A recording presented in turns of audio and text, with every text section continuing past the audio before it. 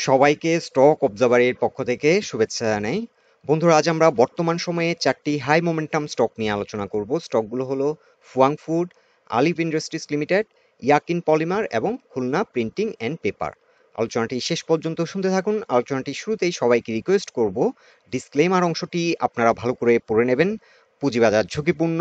আপনার কোনো personal by এবং সেলের কারণে আপনি যদি ক্ষতিগ্রস্ত হয়ে থাকেন, সে দায় স্টক অবজারভার বহন করবে না। আলোচনাটির শুরুতে আরও একটি বিষয় আপনাদেরকে জানিয়ে রাখছি। যারা হোয়াটসঅ্যাপে আমাদের গ্রুপ সার্ভিসটি নিতে ইন্টারেস্টেড, নিচের নাম্বারে আমাদের সাথে যোগাযোগ করতে পারেন। এই নাম্বারে হোয়াটসঅ্যাপ রয়েছে, আপনারা চাইলে হোয়াটসঅ্যাপের মাধ্যমে যোগাযোগ করতে পারেন। আর এটি সম্পূর্ণ একটি পেইড গ্রুপ সার্ভিস। যারা ইন্টারেস্টেড তারাই শুধুমাত্র আমাদের সাথে যোগাযোগ করবেন। হোয়াটসঅ্যাপে আমাদের গ্রুপটির নাম হলো স্মার্ট ট্রেড অক্টোবর। এই গ্রুপটি কিন্তু অলরেডি ক্লোজ হয়ে গেছে। তারপর আমরা 2-3 দিন বেশি সময় দিচ্ছি আমাদের গ্রুপ মেম্বারদেরকে। আমরা গতকালকে ওরিন ইনফিউশন এবং আলিভ এই দুটো স্টক থেকে আমরা প্রফিট টেক করেছি এবং আমরা আরেকটি ইনস্ট্রাকশন দিয়েছিলাম যে ফুয়াং ফুড আমরা অ্যাড করছি আমাদের কিছু কিছু পোর্টফোলিওতে। এছাড়াও আজকে একটি স্টক থেকে আমরা প্রফিট টেক করেছি, সেটি হচ্ছে ফুয়াং ফুড। আপনারা জানেন যে এই স্টকটি নিয়ে কিন্তু গত সপ্তাহ থেকে আমি বেশ কয়েকবার পোস্ট করেছি। আর হলো আজকে নতুন করে আমরা একটি বাই সিগন্যাল দিয়েছিলাম 11টা 23 মিনিটে ওয়াইপিএল। এই স্টকটি বাই করার জন্য আমরা একটি সিগন্যাল প্রোভাইড করেছিলাম। এখন আমরা আমাদের নভেম্বর গ্রুপ অলরেডি চালু করে ফেলেছি এবং কিছু কিছু মেম্বার আমাদের এই গ্রুপে জয়েন করেছেন এবং আমাদের নভেম্বরের যে গ্রুপটি এটিও কিন্তু খুব ভালো পারফরমেন্স করছে। আমাদের ফার্স্ট এন্ট্রি ছিল এআইএল, আমরা 74 থেকে 75 লেভেল একটা বাই সিগন্যাল দিয়েছিলাম। এছাড়াও ওয়াইপিএল কিন্তু আমরা মানডেতে কিন্তু বাই সিগন্যাল দিয়েছিলাম। মানডে আমরা দুটো স্টক সাজেস্ট করেছিলাম, এআইএল এবং ওয়াইপিএল। এছাড়াও আমরা আরও একটি স্টক সাজেস্ট করেছিলাম, সেটি হচ্ছে আমরা ওরিয়ন ইনফিউশন সাজেস্ট করেছিলাম 335 প্লাসে এন্ট্রি নেওয়ার জন্য। এছাড়াও আমরা বলেছিলাম যে মিড রেঞ্জের জন্য একটি গুড এন্ট্রি হতে পারে ইউনিক হোটেল। আর গতকালকে আমরা কিন্তু ওরিন ইনফিউশন 50% এবং এআইএল 50% সেল করে দেওয়ার জন্য ইনস্ট্রাকশন দিয়েছিলাম এই গ্রুপে। এছাড়াও আমরা জানিয়েছিলাম যে ফুয়াং ফুড আমরা নতুন করে আবার বাই করছিলাম এবং আজকে কিন্তু আমরা এআইএল পুরো কোয়ান্টিটিটা সেল করে দেওয়ার জন্য সিগন্যাল দিয়েছি 82 রেঞ্জে। আর ফুয়াং ফুড আমরা বলেছিলাম যে আজকে এই স্টকটি ভালো করবে, এটি ভালো ভলিউম নিয়ে আগাচ্ছে এবং এআইএল যদি কারো থাকে আমরা আবারও সিগন্যাল দিয়েছি যে সেল করে টাকা রাখার জন্য এবং ওয়াইপিএল বাই দেওয়ার জন্য সিগন্যাল দিয়েছিলাম। এটিও কিন্তু আমি 11টা 25 মিনিটে এই গ্রুপেও কিন্তু বাই সিগন্যাল দিয়েছি। সো শুরুতেই কিন্তু অলরেডি আমরা 3টি স্টকে অলরেডি প্রফিটে আছি।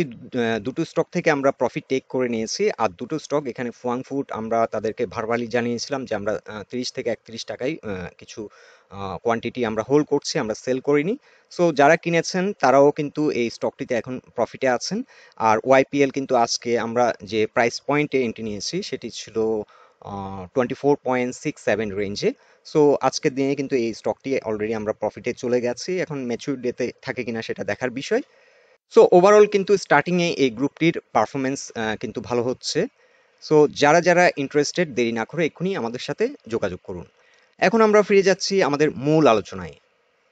শুরুতেই ফুয়াং ফুড লিমিটেড এই স্টকটির অবস্থান আপনাদের জানিয়ে দিচ্ছি। আপনারা অলরেডি জানেন যে এই স্টকটি নিয়ে আমি গত সপ্তাহ থেকে বেশ কয়েকবার পোস্ট করেছি এবং আমরা যখন স্টকটি 30 রেঞ্জে ছিল তখনই আপনাদেরকে আমরা ইন্ডিকেশন দিয়েছিলাম যে এটি 37 পর্যন্ত প্রাইস অ্যাকশন হতে পারে। সো এখানেও আমরা বলেছিলাম যে আমাদেরকে 34 এই জোনটিতে খুব আমাদেরকে অ্যালার্ট থাকতে হবে। এখানে একটি রেসিস্ট্যান্স এবং গুরুত্বপূর্ণ রেসিস্ট্যান্স এই সময় এই জোন থেকে কিন্তু কিছুদিন আগে একবার রিজেক্ট হয়েছিল। সো এখানে একটা ভালো রকমের সেল প্রেশার রয়েছে। এখন প্রাইস পয়েন্ট লেভেলও আমরা এখানেও দেখতে পাচ্ছি রেসিস্ট্যান্স। সো আজকে কিন্তু এই রেসিস্ট্যান্সটিকে ব্রেকআউট করার জন্য একটি স্ট্রং অ্যাটেম্প্ট নিয়েছে। এখানে আমরা দেখতে পাচ্ছি হিউজ ভলিউম নিয়ে কিন্তু একটা ভালো রকমের একটা মুভমেন্ট এবং এই যে লং যে বুলিশ ক্যান্ডেলটি আমরা দেখতে পাচ্ছি এটি কিন্তু একটি স্ট্রং মুভ এবং ভলিউম কনফার্মেশন এখানে আমরা দেখতে পাচ্ছি। সো অ্যাপারেন্টলি এটি আমাদের যেটা মনে হচ্ছে একটা ট্রু ব্রেকআউটের দিকে যাবে। তারপরেও আমাদেরকে এই জোনটাতে অ্যালার্ট থাকতে হবে কারণ এখান থেকে আবারও রিজেকশন হওয়ার সম্ভাবনা থেকেই যায়। সো এখন আমরা কিন্তু কিছু কোয়ান্টিটি সেল করে রেখেছি। এখন যদি এটি ভালো একটা মুভমেন্ট থাকে নেক্সট ট্রেডিং সেশনে, তাহলে আমরা নতুন করে আবারও এখানে একটা ব্রেকআউট ট্রেড নিতে পারি, এবং সেক্ষেত্রে আমরা 34 এর নিচে নামলে কিংবা আর একটু নিচে 35.6 কিংবা তারও একটু নিচে নামলে আমরা স্টপ লস দিয়ে দিতে পারি। 3.5 এর নিচে নামলে আমরা স্টপ লস দিয়ে দিতে পারি। আর আমাদের ফার্স্ট টার্গেট আমরা সেট করব 38 কিংবা 37 থেকে 38, এই জোনটি কিন্তু রেজিস্ট্যান্স হিসেবে কাজ করবে। তারও আগে এখানে একটা রেজিস্ট্যান্স ফেস করবে 35.6, এখানেও কিন্তু একটা ভালো রকমের সেল প্রেশার হবে, এবং এই জোনটাতেও আমাদেরকে অ্যালার্ট থাকতে হবে এই প্রাইস পয়েন্টে 35.6। আর এই স্টকটি যেহেতু এখানে একটি গুরুত্বপূর্ণ রেসিস্ট্যান্স আজ ব্রেকআউট করেছে, এবং ভলিউম আমরা দেখতে পাচ্ছি একটা আলট্রা হাই ভলিউম নিয়ে কিন্তু এই প্রাইস অ্যাকশনটি হয়েছে, সেক্ষেত্রে এখন ফার্স্ট সাপোর্ট হবে 34, 34 এখন সাপোর্ট হিসেবে কাজ করবে। আর হচ্ছে এই সাপোর্টটিকে যদি, যেহেতু এটি একটি ডিস্টার্বিং জোন, এখান থেকে যদি আবার রিজেক্ট হয়, পরবর্তী স্ট্রং সাপোর্ট হবে 32.2 থেকে 32.8, এই জোনটি কিন্তু স্ট্রং সাপোর্ট হিসেবে কাজ করবে। সো ইন শর্ট, আমাদের এখন ফার্স্ট টার্গেট আমরা সেট করব 38, এবং যাত্রাপথে 35.6 একটি গুরুত্বপূর্ণ রেসিস্ট্যান্স, এই জোনটাতে আমাদের অ্যালার্ট থাকতে হবে। যদিও অলরেডি আমরা এখন একটা রেসিস্ট্যান্স জোনে অবস্থান করছি, এই জোনটিতেও আমাদেরকে অবশ্যই অ্যালার্ট থাকতে হবে, এবং আমরা যদি কোনো কারণে এটি 34 এর নিচে নেমে যায়, আমরা সেল দিয়ে রাখতে পারি, এবং পরবর্তীতে এখানে যদি ব্রেকআউট নেয়, ভলিউমের সাথে যদি কনফার্মেশন থাকে প্রাইস অ্যাকশনের, আমরা নতুন করে আবারও একটা ব্রেকআউট ট্রেড সেট করতে পারি। এখন আমরা ডে চার্টে দেখে নিচ্ছি আলিফ ইন্ডাস্ট্রিজ লিমিটেড, এই স্টকটির অবস্থান। এই স্টকটিও আজকে অ্যাভারেজ থেকে কিছুটা বেশি ভলিউম নিয়ে ভালো একটা প্রাইস অ্যাকশন করেছে আমরা লক্ষ্য করছি, এবং এটি ডে চার্টে 20 এবং 50 এক্সপোনেনশিয়াল মুভিং অ্যাভারেজের উপর আবারও ঘুরে দাঁড়িয়েছে, এটি একটি ভালো দিক। এখন এই স্টকটির ক্ষেত্রে 80.7 ফার্স্ট সাপোর্ট, এবং সেকেন্ড সাপোর্টটি হচ্ছে 79.5। সো এই জোনটি এখন স্ট্রং সাপোর্ট, যদি কোনো কারণে এই জোন থেকে রিজেক্ট হয়, তাহলে আমরা স্টপ লস দিয়ে দিতে পারি। আমরা এখন স্টপ লস সেট করব, যদি আমরা এই স্টকটিতে ট্রেড কন্টিনিউ করে থাকি, তাহলে 79 এর নিচে নামলে আমরা স্টপ লস দিতে পারি, আর আদারওয়াইজ আমরা এই ট্রেডটি কন্টিনিউ করতে পারি। এই স্টকটির ক্ষেত্রে এখন ফার্স্ট রেজিস্ট্যান্স হবে 85.2 থেকে 86, এই জোনটিতে কিন্তু ভালো রকমের একটা সেল প্রেশার ফেস করবে। আর এই স্টকটির ক্ষেত্রে আমরা একটা প্যাটার্ন আইডেন্টিফাই করেছি, এটাকে বলা হয়ে থাকে বেয়ারিশ বাটারফ্লাই প্যাটার্ন, এবং এই প্যাটার্নের থিওরি অনুযায়ী এই স্টকটি কিন্তু আপ টু 61%, 161% পর্যন্ত প্রাইস অ্যাকশন হতে পারে, এবং সেক্ষেত্রে 97 পর্যন্ত প্রাইস অ্যাকশন এই স্টকটির ক্ষেত্রে হতে পারে। তবে এখানে আমাদেরকে খেয়াল রাখতে হবে এই রেজিস্ট্যান্সগুলো কিন্তু একটু গুরুত্বপূর্ণ এরিয়া, এবং এই জোনগুলোতে টাইম নিতে পারে।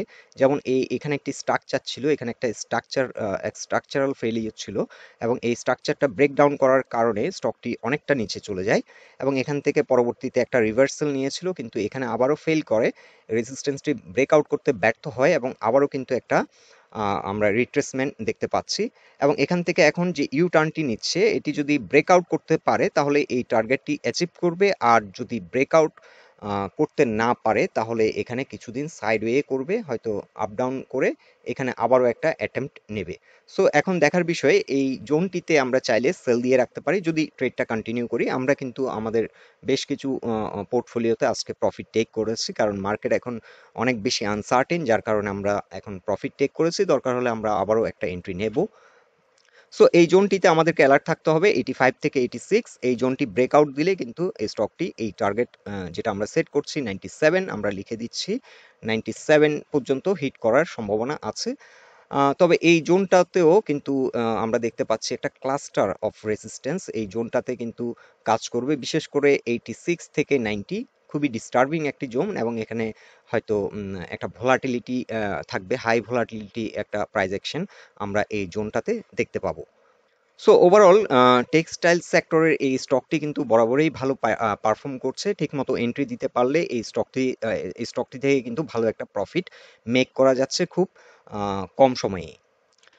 এখন আমরা ডে চার্টে দেখে নেব ইয়াকিন পলিমার লিমিটেড, এই স্টকটির অবস্থান। এই স্টকটি কিন্তু আজকে ভালো একটা প্রাইস অ্যাকশন আমরা লক্ষ্য করছি, ভলিউম বৃদ্ধি পেয়েছে, এবং এখান থেকে একটা ড্রাইভ দিয়ে আমরা দেখতে পাচ্ছি 25.1, এই জোনটিতে একটা রেসিস্ট্যান্স ছিল, একটা স্ট্রং রেসিস্ট্যান্স, কারণ এই জোনটি থেকে একবার ব্যর্থ হয়েছে। এখানে আমরা দেখতে পাচ্ছি 25.1 থেকে রিজেক্ট হয়েছে এবং রিজেক্ট হয়ে আবারও এখান থেকে একটা ইউ টার্ন নিয়েছে। আজকে কিন্তু সফলভাবে 20 এক্সপোনেনশিয়াল মুভিং অ্যাভারেজের উপর ঘুরে দাঁড়াতে সক্ষম হয়েছে এবং not only that 50 exponential moving অ্যাভারেজের কিছুটা উপরে অবস্থান করছে। সো আজকে কিছুটা স্ট্রেংথ আমরা দেখতে পাচ্ছি, অ্যাভারেজ থেকে বেশি ভলিউম নিয়ে ড্রাইভটি দিয়েছে এবং একটা হিউজ আমরা দেখতে পাচ্ছি বুলিশ এনগালফিং।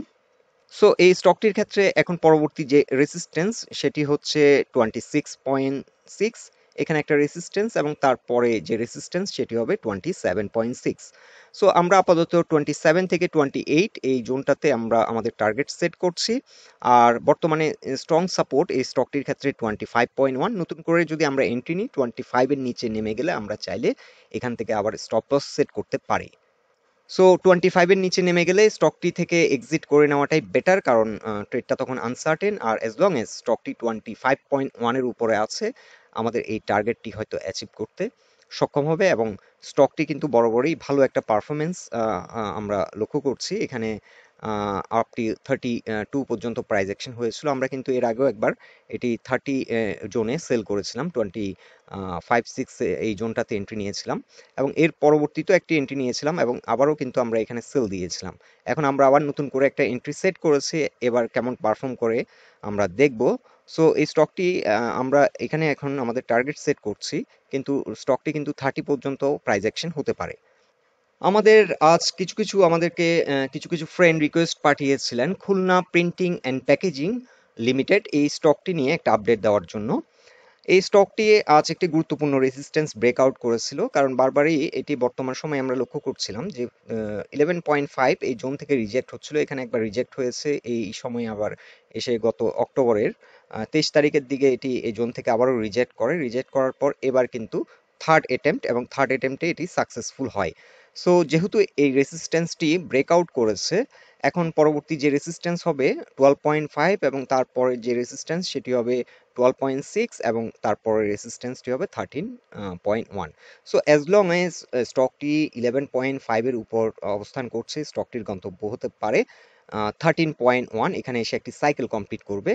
আর স্টকটি যদি কোনো কারণে 11.5 থেকে রিজেক্ট হয়ে যায় তাহলে এটি আবারও স্টপ লস সেট করে দেওয়াটাই বেটার হবে, কিংবা আপনারা যারা এই জোনে এন্ট্রি নিয়েছেন আপনারা চাইলে প্রফিট টেক করে নিতে পারেন।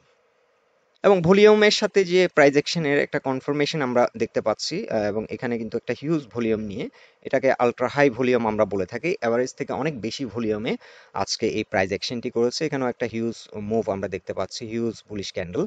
সো এই ক্যান্ডেলটি কিন্তু অলরেডি এই একটি রেসিস্ট্যান্সকে কিন্তু ব্রেকআউট করে কিন্তু কমপ্লিট হয়েছে, 11.7 এ এসে ক্লোজ হয়েছে। সো এই মুভমেন্টটি কিন্তু একটা স্ট্রং মুভমেন্ট। সো আশা করছি এটি হয়তো 13.3 এটি হয়তো সহসা কমপ্লিট করবে। তারপরেও যদি এটি রিজেক্ট হয়ে যায় 11.5 থেকে, মানে 11 টাকা 50 পয়সা থেকে যদি রিজেক্ট হয়ে যায় তাহলে এটি ইমিডিয়েটলি এখানে প্রফিট বুক করে নেওয়াটাই বেটার। সো বন্ধুরা, এই 4টি স্টক নিয়ে এটাই ছিল আমাদের ফাইন্ডিংস। আলোচনাটি যদি আপনাদের ভালো লেগে থাকে অবশ্যই পোস্টটিকে লাইক দিন, আর আমাদের সাথে থাকার জন্য আপনাদের অসংখ্য ধন্যবাদ।